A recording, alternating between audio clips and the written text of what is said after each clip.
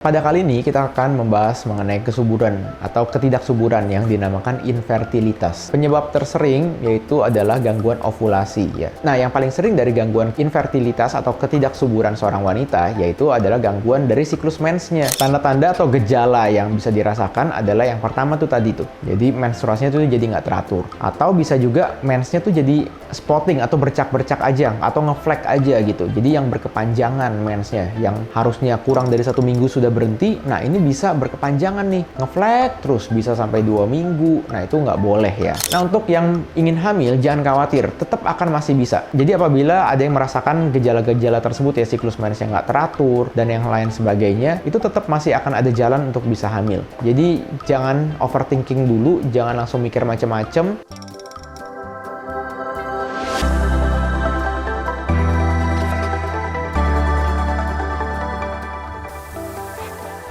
Hai, kembali lagi di channel Dr. Kevin. Apa kabarnya semua? Semoga semua dalam keadaan yang sehat ya. Kali ini saya akan membahas satu topik, yaitu tanda-tanda bahwa seorang wanita ini dinyatakan kurang subur. Seperti biasa, sebelum saya lanjut, buat kalian yang baru pertama kali ketemu dengan channel ini, jangan lupa untuk dukung terus channel Dr. Kevin. Caranya gampang, tinggal klik tombol subscribe-nya di bawah ini. Dan jangan khawatir, karena subscribe itu gratis. Dan juga, jangan lupa untuk nyalakan loncengnya, supaya setiap kali ada video baru, kalian langsung dapat notifikasinya. Pada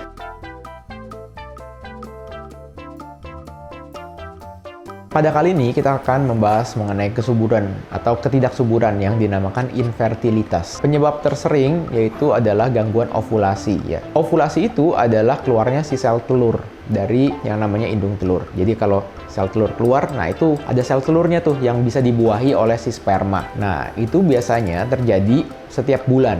Jadi pada saat seorang wanita itu menstruasi, nanti sekitar 2 minggu kemudian dia akan subur. Subur itu adalah ovulasi tuh. Jadi bahasa awamnya yaitu pada saat seorang wanita itu lagi subur. Nah, yang paling sering dari gangguan infertilitas atau ketidaksuburan seorang wanita yaitu adalah gangguan dari siklus mensnya. Jadi kalau siklus mensnya yang harusnya tiap bulan dia teratur, nah ini jadi tidak teratur siklus mensnya. Tidak teraturnya seperti apa? Misalnya dia mens lagi setelah 2 minggu kemudian mens lagi, nah itu nggak teratur. Atau misalnya setelah 1,5 bulan dia belum mens nih, terus baru mens lagi di bulan keduanya, nah itu jadi tidak teratur juga. Nah itu adalah penyebab tersering dari tanda-tanda seorang wanita itu dikatakan kurang subur.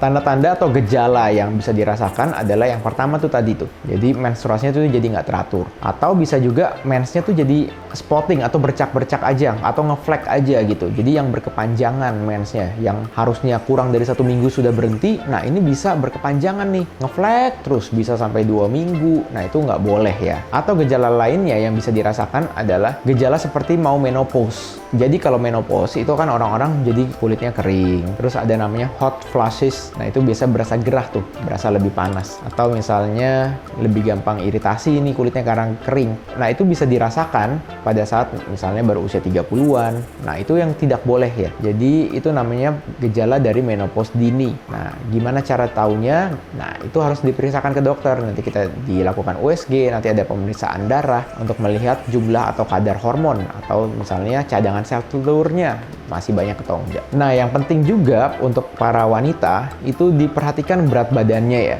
Jadi kalau berat badan itu sangat penting. Karena apa? Karena itu berhubungan juga dengan kerja hormon di dalam tubuh. Salah satunya adalah untuk hormon kesuburannya. Jadi apabila berat badannya itu bisa naik atau turun secara drastis dan dalam waktu yang singkat, nah itu bisa berdampak nih ke siklus menstruasi. Jadi ada nih misalnya, wah bulan ini tuh naik banyak banget, bisa naik 5-6 kilo. Nah itu nanti diperhatikan tuh siklus mensnya. Bisa-bisa nanti mundur, malah nggak mens tuh di bulan itu. Jadi bisa di bulan depannya baru mens. Nah itu biasa sering juga tuh terjadi hal seperti itu. Jadi kalau misalnya memang sudah terjadi seperti itu, jangan khawatir. Belum tentu hamil ya. Jadi biasanya kalau udah telat mens, coba cek, terus ternyata negatif. Nah ini juga banyak banget yang nanya, kok udah telat mens terus nanti dites negatif ya. Nah itu kenapa? Nah itu bisa salah satunya adalah gara-gara hormonnya nggak seimbang. Mau tahu caranya gimana untuk hamil atau enggak, untuk pastinya gimana, ya udah cek aja di USG. Jadi nanti sama dokternya bisa diteraturkan lagi nih siklus mensnya. Nah, gejala berikutnya yang bisa mungkin dirasakan adalah pada saat mens nanti bisa terjadi kram perut atau sakit perut yang berlebihan. Berlebihan tuh gimana?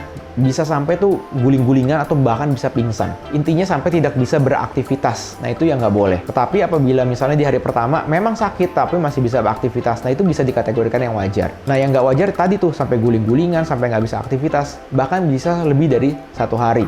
Bisa sampai di hari keduanya atau bahkan bisa sampai hari ketiganya. Nah, kalau ada yang mengalami hal tersebut, sebaiknya langsung harus segera periksakan ke dokter ya. Jadi biar kita cari tahu nih, apakah ada kista atau ada adenomiosis atau apapun itu.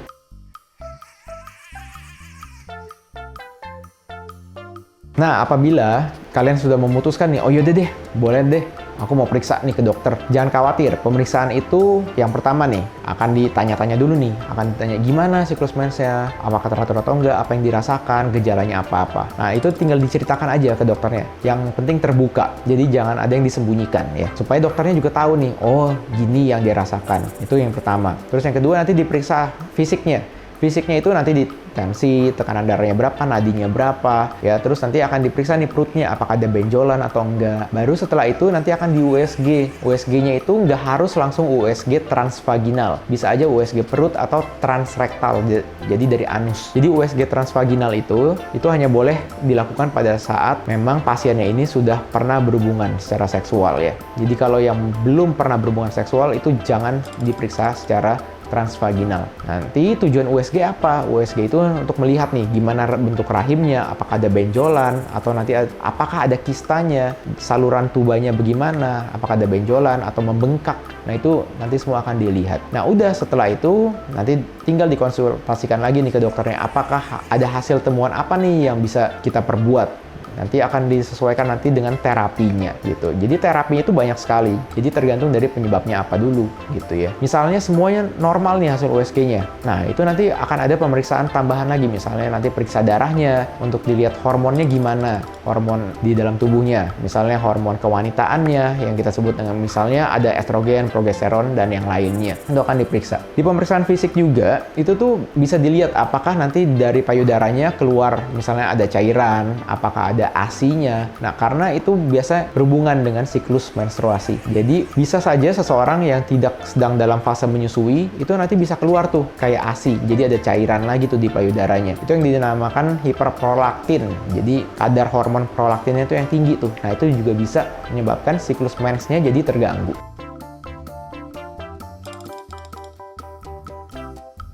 Nah, untuk yang ingin hamil, jangan khawatir, tetap akan masih bisa. Jadi apabila ada yang merasakan gejala-gejala tersebut ya, siklus mens yang nggak teratur, dan yang lain sebagainya, itu tetap masih akan ada jalan untuk bisa hamil. Jadi jangan overthinking dulu, jangan langsung mikir macam-macam. Waduh, nanti aku divonis macam-macam nih, kayak begini-begini, nanti nggak bisa hamil, nanti batal nikah gitu ya, jangan. Jadi tetap kalau untuk bisa hamil tetap masih bisa diusahakan. Karena untuk hamil itu bukan hanya dari faktor si wanitanya, tetapi ada juga faktor dari prianya. Jadi nggak akan bisa seorang wanita itu hamil tanpa si spermanya. Oke, sekian dulu konten Dr. Kevin kali ini. Jangan lupa untuk dukung terus channel Dr. Kevin dengan cara klik tombol like, komen, subscribe, serta share video ini ke semua sosial media kamu supaya video kali ini dapat tersebar luas dan bermanfaat. Saya Dr. Kevin, until tomorrow and stay healthy.